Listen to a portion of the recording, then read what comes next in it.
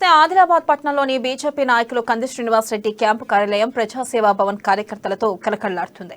నిత్యం వందలాదిగా తరలివచ్చే సందర్శకులతో సందడిగా మారుతుంది.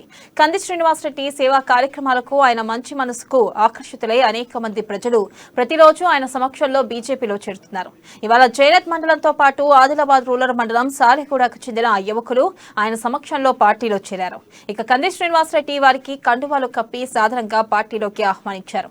బీజేపీ మీద ఉన్న విశ్వాసంతో నరేంద్ర మోదీ చేస్తున్న అభివృద్ధి కార్యక్రమాలు సుపరిపాలన నచ్చి బీజేపీలో చేరుతున్నారని కంది శ్రీనివాస్ రెడ్డి అన్నారు. ఆయనతో పాటు దక్షిణ మధ్య railway board member GV Ramana తదితరులు ఉన్నారు.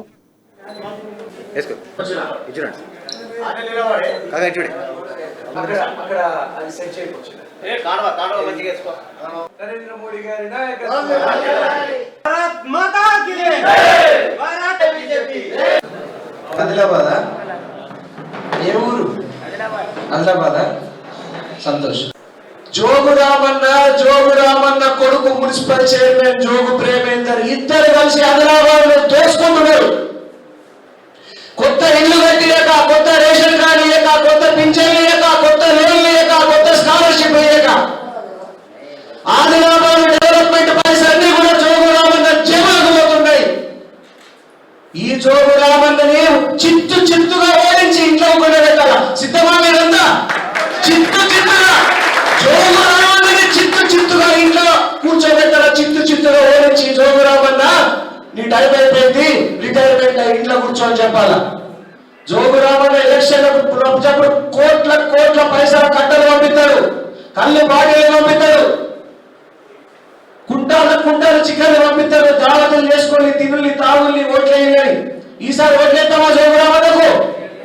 జోగు రామన్న ఆయన కొడుకు అహంకారాన్ని 10 కిలోమీటర్ల లోపల పాతి పెడితేనే, జోగు రామన్నని చిత్తుగా ఓడితేనే మీకు కొత్త ఇళ్ళు వస్తాయి, మీకు పింఛన్లు వస్తాయి, మీకు రేషన్ కార్డులు వస్తాయి, మీకు స్కాలర్షిప్లు వస్తాయి మీ బిడ్డలకు. మీరు గట్టిగా ప్రశ్నించకపోతే ఇట్లా అడిగిన మొదలు ఆదిలాబాద్లో ఉండేనా? నాకంటే ముందు కంది శ్రీనివాస్ రెడ్డి కంది శ్రీనివాస్ రెడ్డి పోరాటం చేసినట్టు పేదల కోసం ఇల్లు అడిగినోడు ఉన్నారా? ఇట్లా జోగు రామన్నని కట్టగా బరాబర్ గల్లబట్టి ఇల్లు అడిగినోడు ఉన్నారా? జోగు రామన్నని రేషన్ కార్డు అడిగినోడు ఉన్నారా?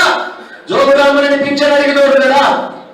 బిడ్డ జోగు రామన్న మా కార్యకర్తల్ని బెదిరిస్తే, మా కార్యకర్తల మీద అక్రమంగా కేసులు పెడితే, బీజేపీ కార్యకర్తల మీద చేయబడితే, బీజేపీ కార్యకర్తల మీద అక్రమంగా కేసులు పెడితే బిడ్డ ఆదిలాబాద్ అక్కి గుర్తిస్తాం. ఆదిలాబాద్ అక్కి అవుతుంది. ఒక్క జోగు రామన్న నీకు చేత కాకపోతే, నువ్వు కన్నుండి కబోనివైతే చెప్పండి, మన ఊళ్ళల్లో మన కాలనీళ్ళల్లో బరాబర్ కంది సీరన్న దగ్గరుండి ఇల్లు కట్టిస్తారని చెప్పండి. జోగు రామన్న చేతనైతే లేదు. కంది సీరన్న దగ్గరుండి రేషన్ కార్డులు తీసుకొస్తారని చెప్పండి. కంది సీరన్న దగ్గరుండి మన బిడ్డలకు స్కాలర్షిప్ ఇస్తారని చెప్పండి.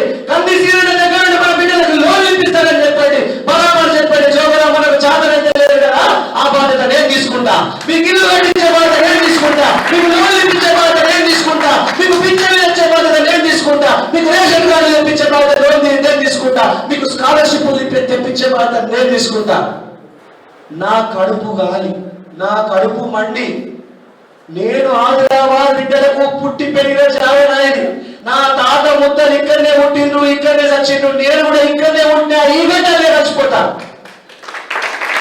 నా ఆదిలాబాద్ బిడ్డలకు ఏదైనా సేవ చేయాలా, నా బిడ్డల బతుకులు మార్చాలని అమెరికాలో అన్నిటినీ వదిలిపెట్టుకొని అన్ని త్యాగాలు చేసి మీకోసం వచ్చినది.